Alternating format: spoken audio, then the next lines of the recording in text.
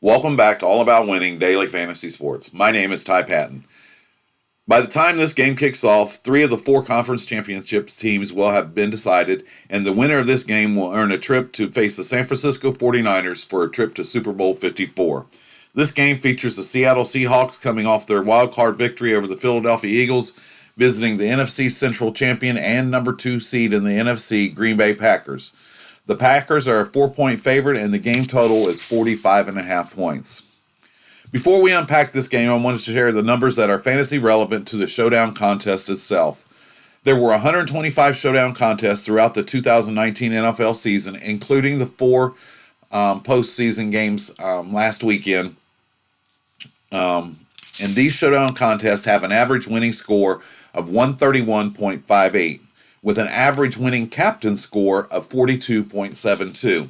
Since the average captain score represents approximately 32% of the average winning score, I focus a lot of attention to the captain's position. With that being said, the captain's position through the 125 Showdown contest breaks down as follows. The underdog running back has been the captain more than any other position for the winning lineup, 25 times for 20%. The favored quarterback, 22 times for 18%. The favored wide receiver has been the captain in the winning lineup 21 times for 17%. The favored running back, 16 times for 13%. The underdog wide receiver has been the captain in the winning lineup 16 times for 13%. The underdog quarterback has been the captain in the winning lineup 10 times for 8%. Excuse me. The favorite defensive special teams has been the captain in the winning lineup 6 times for 5%. The underdog tight end has been the captain in the winning lineup 3 times for 2%. The underdog kicker 2 times for 2%. Favored tight end has been the captain in the winning lineup 2 times for 2%, and the underdog defensive special teams has been the captain in the winning lineup 2 times for 2%. Now, I also combine this by position, whether they were the underdog or the favorite, and it breaks down as follows. Running backs have been the captain in the winning lineup more than any other position, 41 times for 33%, 1/3. Wide receivers, 37 times for 30%. Quarterbacks have been the captain in the winning lineup 32 times for 26%. All others represent 15 winning captains for 12%. Another statistic that I like to look at is the overall straight-up one-loss record of the winning captain, meaning the captain from the does their team win the game or lose the game, and it's pretty telling, that number. The captain comes from the winning team 71% of the time, with a record of 89 wins and 36 losses. I broke that down by position as well. Running backs are 32 wins and 9 losses for 78%. Wide receivers, 23 wins and 14 losses for 62%. And quarterbacks are 23 wins and 9 losses for 72%. Now, another thing that I did in addition to the regular season is I broke it down for the playoffs. And there's a small sample because there were only 4 games last week, but I'll update it this week with these 4 games and make the comparisons next week when we do the conference championship showdowns and the 2-game slate. But it's pretty interesting, and there's some numbers that are pretty close to what was going on in the regular season. In the first 4 games, the underdog running back was the captain in the winning lineup 2 times for 50%. The underdog wide receiver one time for 25%. And the underdog quarterback 1 time for 25%. The overall straight-up one-loss record of those captains in the playoffs was 3 wins and 1 loss for 75% win percentage. Running backs were 2-0 for 100%. Wide receivers were 1-0 for 100%. And the quarterback position was the only one that lost the game, and that was Josh Allen for 0%. Now, making some comparisons with the 125 and the 4 playoff games, there's some numbers, and they're pretty close. The average winning score through the 125 Showdown contest is 131.58. Through the first 4 playoff games, the average winning score was 115.98, a difference of 15 points. We'll see if that gets closer when we add these 4 playoff games from this weekend. The average winning captain score for the 125 Showdowns was 42.72. For the 4 playoff games, it was 44.16, only a 1.44 difference in points. And the captain's percentage of the winning lineup score through the 125 showdowns was 32.47. For the 4 playoff games, it was 38.08, a difference of 5.61%. These two numbers are pretty interesting. The top position through the 125 showdown contest was the underdog running back, who appeared at 20% of the time. For the 4 playoff games, it was the underdog running back, who appeared 50% of the time. And the one-loss record for the captain through the 125 showdowns was 71%, with a record of 89 wins and 36 losses. In the playoff games, it was 75%. So the captain comes from the winning team between 71 and 75% of the time, and that's a pretty telling number. Now, will these numbers unlock the winning lineup for the Seahawks-Packers game this evening? Absolutely not. But they do provide us some things that we can use to give us an edge, which in the end, that's all we're looking for, is an edge. Some of the main takeaways: the underdog running back comes from the winning lineup more than any other, or the underdog running back is the captain for the winning lineup more than any other position. The captain comes from the winning team straight up, between at 71% if you look at the big 125 showdowns, or even the small example of the four playoff games, 75%. So that's a very telling number, and some things that I use in my overall process. Now, my overall process, I use those numbers and I take a stand. Who do I think is going to win the game? What is the path to victory? The passing game, running game? What are the matchups? I look at the matchups of the players. Have they met before? Specifically, if it was recently, like this season. And then I look at the players that will be needed to be involved in, whoever I'm picking to win the game, who are the players needed for them to win the game, that support that theory, the run game, passing game, what is it? And then obviously looking at the other team, if the game's going to be close, is it going to be because of the running backs, the quarterbacks? And from those, I identify between 4 and 6 players that I feel that have the path to be the highest scoring, and I identify those as my captains, and I build my lineups around my captains. And the biggest thing is correlation. Some of the things that I do, if I have a quarterback in the captain's position, I like to use at least 2 targets in the flex. If I have a wide receiver in the captain's position, I like to use at least his quarterback in the flex. And I just look at different correlations. Sometimes if I have a quarterback in the captain's spot, I'll use the opposite team's defense. It might sound like it's counterproductive, but if the opposing team's defense, say they get a defensive score, and that puts the quarterback that I have in the captain's position behind, he's going to have to do more. And that's what you want out of your captain, is for them to have to do more. And so I build my lineup around that way by using these numbers and correlating. And I've never won one of these contests. I do have a very high cash percentage. I've been in the top 20 a few times. I play various contests, the large GPPs, just for fun. All of it's for fun, but the large GPPs, because I feel like I have as good a chance as anyone else. The double ups, the head-to-head, small tourneys, and I just spread out a few lineups in different contests. In this particular game, the quarterbacks entering the divisional playoff weekend, this game has the only 2 quarterbacks that have ever been to a Super Bowl, and both of them won a Super Bowl. Wilson won Super Bowl 50, and Rodgers won Super Bowl 47.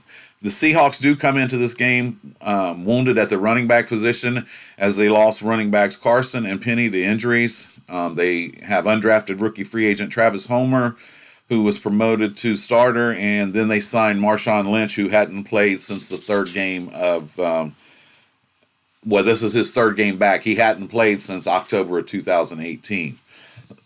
According to Coach Carroll this week, he is expecting Marshawn Lynch to have an increased role versus the Packers, and Lynch does have a history of some pretty big games against Green Bay. Of course, that was when he was younger.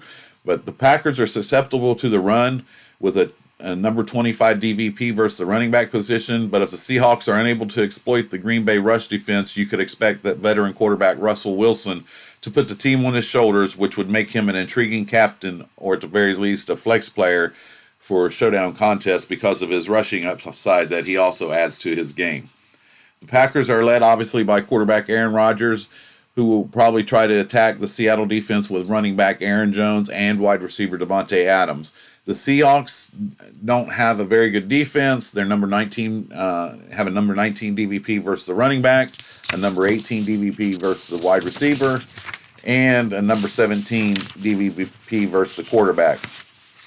This makes them susceptible in defense in a variety of ways. I'm going to lean to the home team, but I would not be surprised if this game went either way. The Seahawks defense does worry me, and the Packers defense is a little bit better. They do get after the quarterback a lot, but neither one of these quarterbacks turn the ball over a whole lot.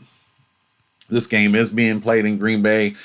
Russell Wilson has a record of 0-3 in Green Bay and 3-0 in Seattle versus Green Bay. And his record in the cold isn't that good either. And I believe the temperature is supposed to be below 20 degrees at kickoff. So with that being said, and building around the belief that the Packers are going to win the game, this is the lineup that I'm working on. I have Aaron Jones at the captain. I'm going to correlate that with the Packers defense. If the Packers defense is able to shut down or force some turnovers and give them a short field, and Aaron Jones is doing some scoring, that's a pretty good correlation. I'm going to also use tight end Jimmy Graham for a couple reasons. Graham is he was a former Seahawk. The Seahawks are the second worst team versus the tight end this year, and I feel like they can exploit this. He's only 4,800, doesn't take much for to get value. And I think that, obviously Rodgers knows this about their defense. They funnel passes to the tight end position, and I feel that if they get down close, they may opt to, because everybody's going to be looking for Aaron Jones or Jamal Williams. He's back this week.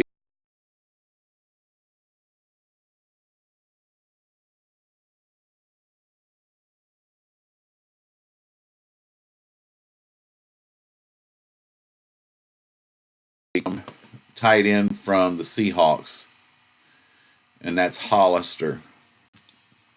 I'm going to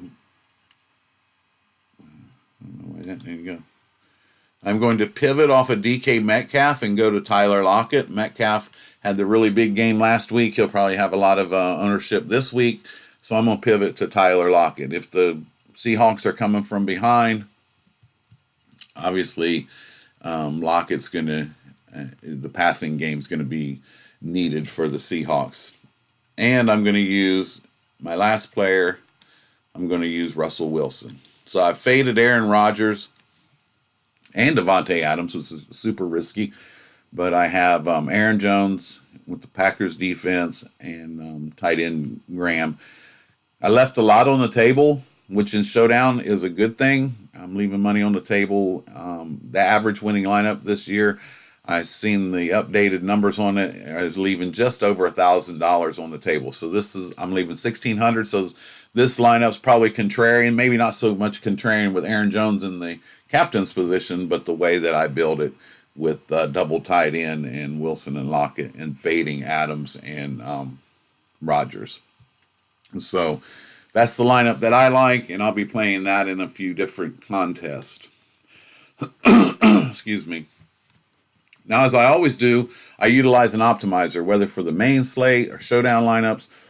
I like to see the different randomizations of the players that I like. Now, with Showdown, I don't use too many rules because I want to see a true randomization. The weirdest thing can happen for Showdown lineups that win. So I don't try to put a whole lot of rules. I do use the rule of the quarterback and the captain. I want 2 targets in the flex. If the wide receiver's in the captain, I at least want his quarterback in the flex. And after that, I don't do anything with the rules. I try to only use one of the 2 defensive special teams and 2 field goal kickers. at the most 2. Field goal kickers to me offer a safer floor, and I try to use the kicker from the home team and or the team that is favored because they obviously have the higher implied total, so it just makes sense to use the kicker from the team that's going to score the most points. That's how I do it. I set the minimum maximum exposures for my captains. Say, for instance, Russell Wilson, he was one of the ones that I used in the captain on the optimizer. I set him for, I believe it was 20 to 25%. That means I have 150 requested lineups. I'd like to see him in 20 to 25% of those. And I also set the minimum maximum exposures in the flex position. And as I said, I set it for 150 lineups, and I want each lineup to have at least 2 unique players. And I let it go. Very rarely do I get 150 lineups. If I do, one of 2 things has happened. Either I hit it 150 on the dot, which I doubt, or there's way more possibilities than the 150. But usually with the few rules that I have and the minimum maximum exposures that I set up, it doesn't generate 150. In this one in particular, it generated 139 out of the requested 150. And there's been a few times through the regular season, especially on main slate, 5 times my optimizer using the player pool that I had actually had a lineup that would have beat the winner of the Draftkings Millie Maker, which is what I used through the regular season as my measuring stick each week. 5 times the optimizer had that. So I let it go, and I just want to see the different randomizations. Like I said, I might play the 20 entry $1, the 20 entry quarters, some double ups. I'll play the large GPPs, and I'll go through and I'll just look at the ones that I like and pick out a bunch of them and put them in contests. I used to pick them out and then try to adjust them and move things around. That burned me a couple times. I don't do that anymore. It is what it is. I just select them and go on. Like I said, I have a very high percentage as far as return on investment on Showdown contests. And as I always do, I show you guys a couple of the lineups that that were generated from the optimizer. And this was the first one. It was Aaron Jones, the Packers defense, Aaron Rodgers, Marshawn Lynch, Seahawks defense, which I normally don't like that myself, but that allows you to get both quarterbacks. And a lot of times optimizer will try to get both quarterbacks. But this is a really interesting lineup. It was similar to one that was generated for the Houston-Kansas City game. I'm curious to see how that turns out. But you have both running backs, and you have both quarterbacks, and you have both defenses. I think the other one had the same thing, both running backs, both quarterbacks, and both field goal kickers. So not sure how contrarian this would be. It didn't leave any money on the table. This was generated by the optimizer, and it's pretty interesting, and we'll see how it turns out. So I'm going to give you guys one more and get this posted and go watch the Kansas City Houston game. The second one had Russell Wilson at quarterback. It had Tyler Lockett in the flex. Turner. Malik Turner came back this week. Let's make sure here there's a note on him. Doesn't have an injury designation for Sunday's divisional round game at Green Bay. He'll serve as the number 3 behind Lockett and Metcalf. So there's 2 targets with Wilson and the captain. It had tight end Jimmy Graham. It had wide receiver running back Aaron Jones, and it had the other running back Williams, who's due back. So that's pretty interesting. Both running backs and the tight end.